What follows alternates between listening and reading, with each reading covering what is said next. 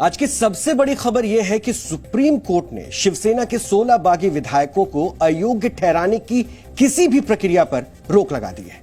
और मुंबई में अब इस राजनीति के फिल्म का एक नया अध्याय शुरू हो चुका है, जिसमें एक्शन भी है, ड्रामा भी है, ट्रेजेडी भी है और कॉमेडी भी है। और कॉमेडी यह है कि शिवसेना में ठाकरे परिवार का साथ देने वाले नेताओं की संख्या ऐसे घट रही है जैसे पिछले दिनों तक देश में कोरोना के केस तेजी से कम हो रहे थे। आज हम आपको बताएंगे कि एक हफ्ता बीत जाने के बाद भी महाराष्ट्र में उद्धव ठाकरे की सरकार क्यों नहीं गिरी। दूसरी तरफ ऐसी खबरें हैं कि एकनाथ शिंदे और एमएनएस के नेता राज ठाकरे के बीच जल्द कोई डील हो सकती है,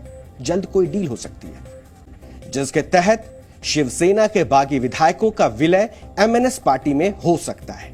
क्या इस डील से महाराष्ट्र को नई सरकार मिलेगी? आज हम इसका भी विश्लेषण करेंगे, यानी हम यह भी आपको बताएंगे कि क्या यह संभव है कि एमएनएस उन बागियों के साथ हो जाए। लेकिन सबसे पहले आपको यह बताते हैं कि आज इस मुद्दे पर सुप्रीम कोर्ट में क्या हुआ। तो सुप्रीम कोर्ट को आज 3 मुद्दों पर सुनवाई करनी थी। पहला यह कि महाराष्ट्र के डिप्टी स्पीकर शिवसेना के बागी विधायकों को अयोग्य ठहरा सकते हैं या नहीं। दूसरा, क्या डिप्टी स्पीकर के खिलाफ लाए गए अविश्वास प्रस्ताव को वो खुद खारिज कर सकते हैं। और तीसरा, क्या एकनाथ शिंदे की जगह अजय चौधरी को शिवसेना के विधायक दल का नेता नियुक्त करना असंवैधानिक है। एकनाथ शिंदे के गुट ने इन तीनों ही मुद्दों पर सुप्रीम कोर्ट में महाराष्ट्र सरकार को चुनौती दी थी, जिस पर अदालत ने अपने आदेश में कहा कि 11 जुलाई तक शिवसेना के किसी भी बागी विधायक की सदस्यता रद्द नहीं की जाएगी।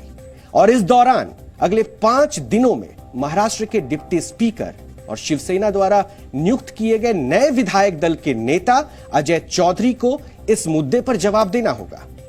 संक्षेप में कहूं, छोटा करके अगर आपको मैं समझाऊं, तो अब महाराष्ट्र में एकनाथ शिंदे समेत जिन 16 बागी विधायकों को अयोग्य ठहराए जाने की बात कही जा रही थी, उस पर 11 जुलाई तक के लिए रोक लग गई है।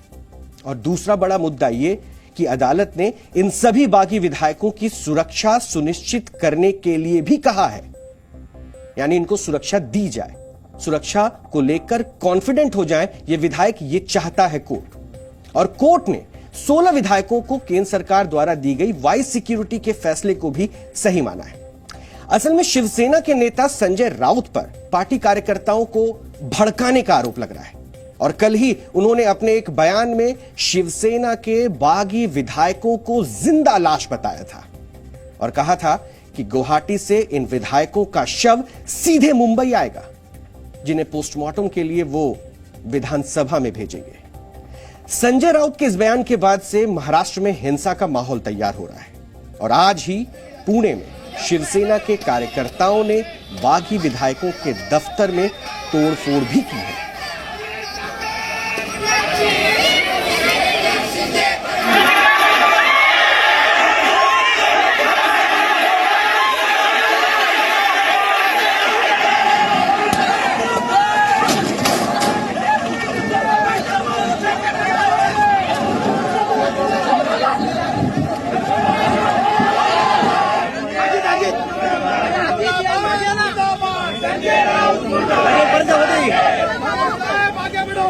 तुम्हारे साथ हैं, हम तुम्हारे साथ हैं। सम्मान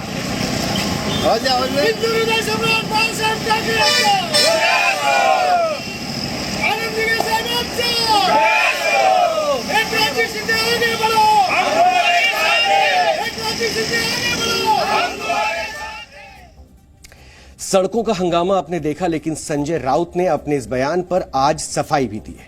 आपको सुनाते हैं कि कल उन्होंने क्या कहा था और आज इस मुद्दे पर उनका अब पक्ष क्या है।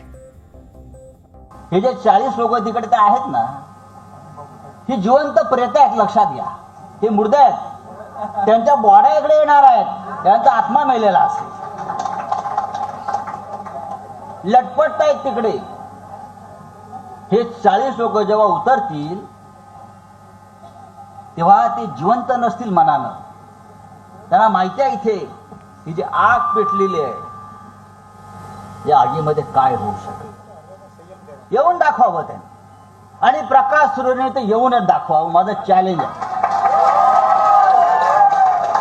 इतना ही कहा था सर, जो लोग 40-45 कितने भी हो जो गुवाहाटी में है उनका ज़मीर उनका आत्मा मर चुका है और जिनका आत्मा मर गया होता है उनका सिर्फ शरीर रहता है, उनका कोई फ़ायदा नहीं होता, कोई वजूद नहीं होता. ऐसी बॉडी ऐसे शरीर यहाँ आकर क्या होगा. उनका तो सिर्फ पोस्टमार्टम होता है. लोग उनके विचारों का और उनके कृति का पोस्टमार्टम करते हैं. ये मैंने कहा ये पॉलिटिकल स्टेटमेंट है. अब थोड़ा सा दल बदल कानून को भी समझना बहुत जरूरी है क्योंकि भारत में दल बदल की राजनीति को रोकने के लिए साल 1985 में तत्कालीन राजीव गांधी की सरकार ने एंटी डिफेक्शन लॉ कानून बनाया था और शुरुआत में इस कानून में 2 प्रावधान स्पष्ट किए गए थे. पहला प्रावधान यह था कि अगर किसी पार्टी के 2/3 विधायक बगावत करते हैं तो उन्हें किसी और दल में विलय करने का अधिकार होगा. और दूसरा प्रावधान यह था कि अगर बगावत करने वाले विधायकों की संख्या 1/3 होती है तो वो पार्टी में रहकर ही अपना एक अलग गुट बना सकते हैं. यानी इस सूरत में एक पार्टी में 2 गुट हो सकते हैं. लेकिन साल 2003 में इस कानून में संशोधन किया गया और दूसरे प्रावधान को हमेशा के लिए समाप्त कर दिया गया और इस तरह अब बगावत करने वाले विधायकों की सदस्यता तभी बच सकती है जब उनकी संख्या 2/3 हो. और एकनाथ शिंदे का दावा है कि उनके पास फिलहाल 48 विधायकों का समर्थन है जिसमें एकनाथ शिंदे को मिलकर यानी उनको अगर मिला दें तो शिवसेना के कुल 39 विधायक हैं और 9 विधायक निर्दलीय हैं. यानी शिवसेना के कुल विधायकों की संख्या 55 है और इस हिसाब से 2/3 विधायकों की संख्या होती है 36. यानी इसका मतलब यह हुआ कि एकनाथ शिंदे के पास 2/3 से 3 विधायक ज्यादा हैं और अगर ये विधायक उनके साथ रहते हैं तो वो अपनी सदस्यता बचा लेंगे. और ऐसी सूरत में एंटी डिफेक्शन लॉ के तहत उनके पास किसी और पार्टी में विलय करने का विकल्प होगा. यानी वो विधायकों के साथ मिलकर अपना अलग गुट नहीं बना सकते बल्कि उन्हें किसी और पार्टी में शामिल होना होगा और यह पार्टी राज ठाकरे की एमएनएस हो सकती है. हमें पता चला है कि एकनाथ शिंदे बाकी विधायकों के साथ एमएनएस में विलय करने पर विचार कर रहे हैं और अगर ऐसा होता है, यकीन मानिए अगर ऐसा होता है तो महाराष्ट्र का राजनीतिक खेल काफी उलझ जाएगा क्योंकि ऐसी स्थिति में बीजेपी को सरकार बनाने के लिए एमएनएस के साथ गठबंधन करना होगा. हालांकि एकनाथ शिंदे ने यह कहकर शिवसेना को फंसा दिया है कि वो विलय का रास्ता नहीं चुनेंगे बल्कि वो शिवसेना पर ही अपना दावा ठोक रहे हैं और यही बात शिवसेना के बाकी विधायक दीपक वसंत केसरकर ने भी कही है. सुप्रीम कोर्ट के जहाँ सुनवाई हुई उसमें 2 एक अहम सवाल थे. पहला सवाल तो यह था जो 12 विधायकों ने किया था कि डिप्टी स्पीकर ने उनके खिलाफ जो भी डिस्क्वालिफिकेशन की नोटिस जारी की है वो गलत है. और उन्होंने दूसरा ये सवाल किया था डिप्टी स्पीकर को ये अधिकार नहीं है क्योंकि उनके खिलाफ उन्होंने नो कॉन्फिडेंस अविश्वास लाया और सरकार माइनॉरिटी में चली गई. सुप्रीम कोर्ट ने ये कहा कि डिप्टी स्पीकर का और शिवसेना के प्रतोद का हलफनामा सुप्रीम कोर्ट में दर्ज होने के बाद इसके बाद वो फैसला करेगी. और दूसरी जो 2 दिन की डिस्क्वालिफिकेशन की नोटिस निकाली थी उसको जवाब देने के लिए उन्होंने 12 तारीख तक समय दे दिया. ये डिस्क्वालिफिकेशन नोटिस को सुप्रीम कोर्ट ने कहीं स्टे नहीं किया है, सिर्फ रिप्लाई देने के लिए एक मोहलत दी है. अब सवाल यह है कि 12 तारीख को जैसे थे यानी आज जो पोजीशन है वैसे ही बरकरार रहेगी ये तो है.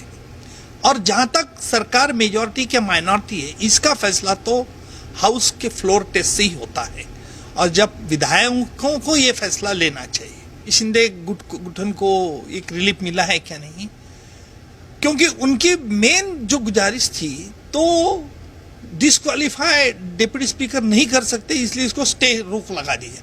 वो तो रोक नहीं लगाए, उनको जवाब देने के लिए वक्त मिला इसलिए आप कह सकते हैं कि उनको थोड़ी राहत मिली है।